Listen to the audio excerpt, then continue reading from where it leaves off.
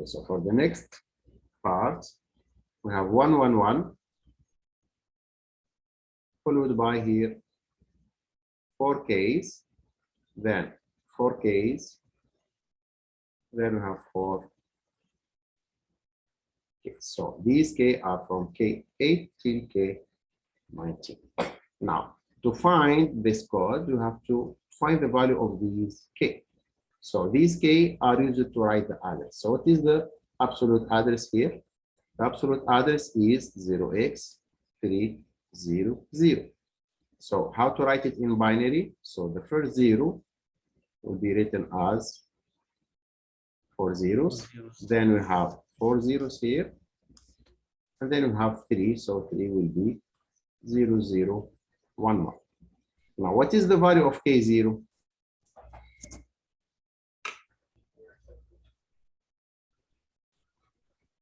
So we have seen that for the address, we know that always the first bit is 0. So this bit is always 0. So we have just to ignore it. And then we can start from the next one. So here we have K0, K1, etc. So 0, 1, 2, 3, 4, 5, 6, 7. So this one will be K7. Move this here. So here you have K7. So the value of K0, so this is our first nibble, 40. So we have to replace this K by the value, the corresponding value, okay?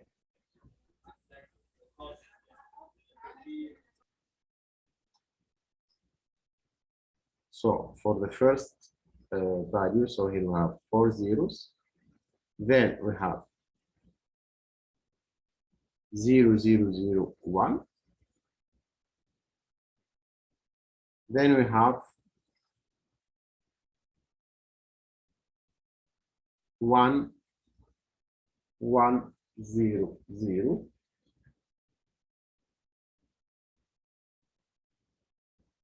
Or 1. So we have 1 here. Just this value. So we have 100. And then we have the rest will be zeros. Now we can find our address. So we have 1110. So this is the first part. Then we have 1100. Then we have 1000. And then we have 000. So this is the first line, and the first 2 bytes. Then we have 1111 followed by KKKK, 4 zeros. Then we have 4 zeros. Then we have this value. So if we write it in hexadecimal, what is the value? So here we have 1110. So this is E. And here we have, what is the value here, Shabab? C. C. And then we have 1000, which is 8. 8. Okay, 8. And here we have 0. 0. So the second part will be, so here we have F, then we have 0, and here we have 0, and here we have 1. So the address will be EC80, then you have F001. So this is the value that you have here, EC80 followed by F001. Is it clear, Shabab? So this is very important. So you have to know how to extract the hexadecimal code or the binary code of any instruction. And if we give you the instruction, you have to be able to, if we give you the binary or the hexadecimal code, you have to be able to find the instruction. Any question about this, Shabab?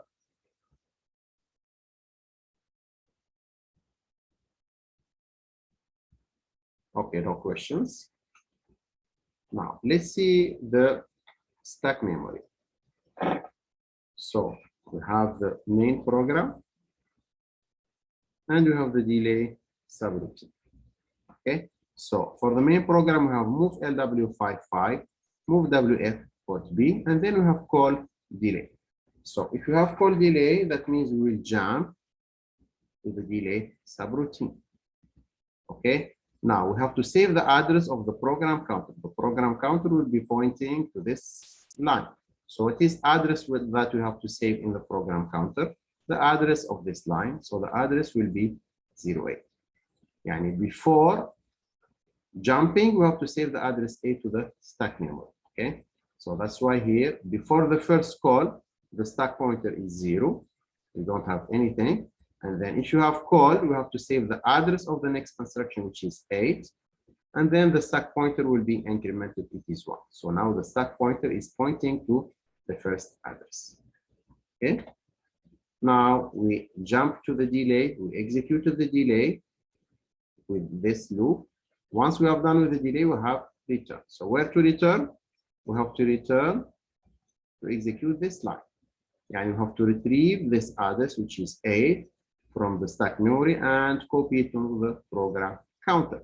So after the return, you can see that the stack, so we retrieve this value 8 and we copy the value 8 to the program counter. And then you can see that the stack pointer is empty. So the value of the stack pointer is 0. So this is true, but here you will have the value 8. So the value 8 will be here, but the stack pointer will be decremented. Now we have done with this loop. Now we have to load the value AA to the port B, and then we have another call to the delay subroutine. So before this call, we have to save the address of the next instruction, which is in that case 10. So we can see here that after the second call, we save the address 10 to the stack pointer, to the stack memory, and then the stack pointer is incremented. So if you have call, the stack pointer will be incremented. If you have return, the stack pointer will be decremented. So we jump to the delay subroutine, we execute the delay subroutine, and finally we have return. So when there is a return, we have to take the value, we have to pop the value from the stack memory and copy it to the program counter to execute this instruction. So after the return, you can see that the stack pointer is decremented, but we have the value 10 also in the stack. So this is how does it work. Any question about this?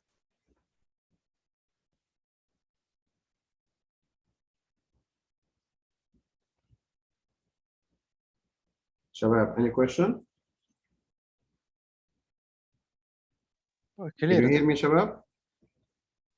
Yes. Yes. Okay. Yes. Question. Okay. Do you have any question?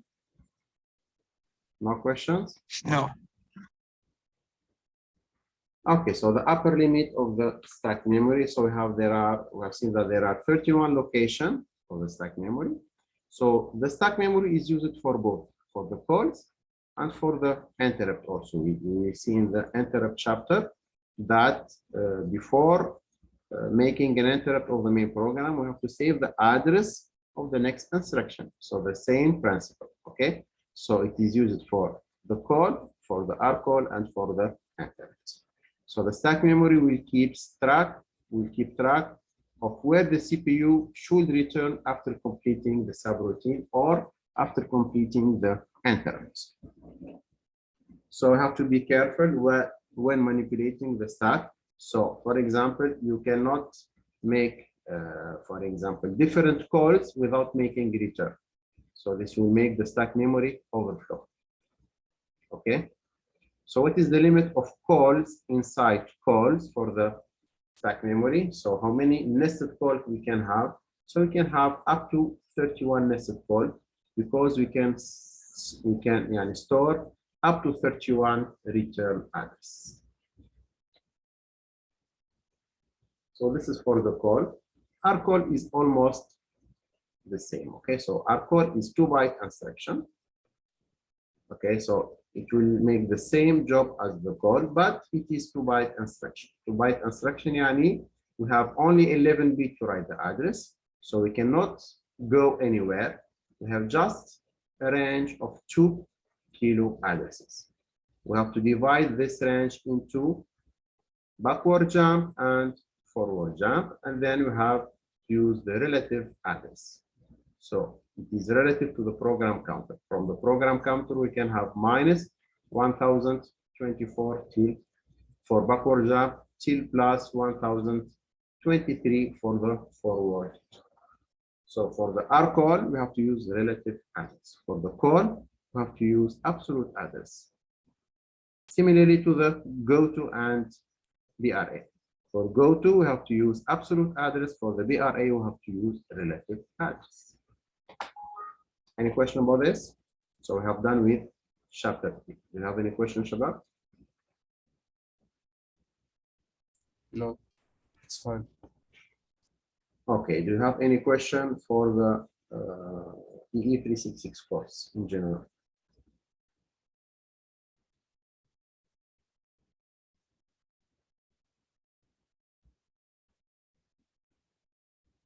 So as you know, the exam will be on Thursday at 5 p.m. and you will use the room 100, Al-Masrah 100, okay?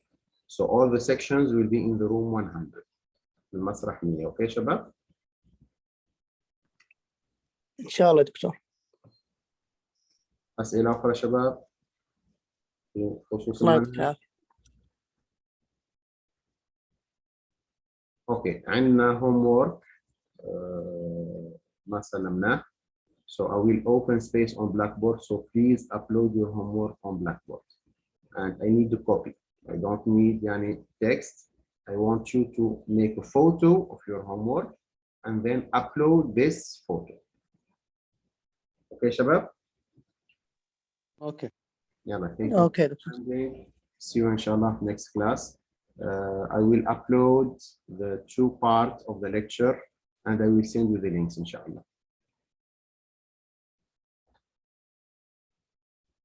Okay? Any suggestion?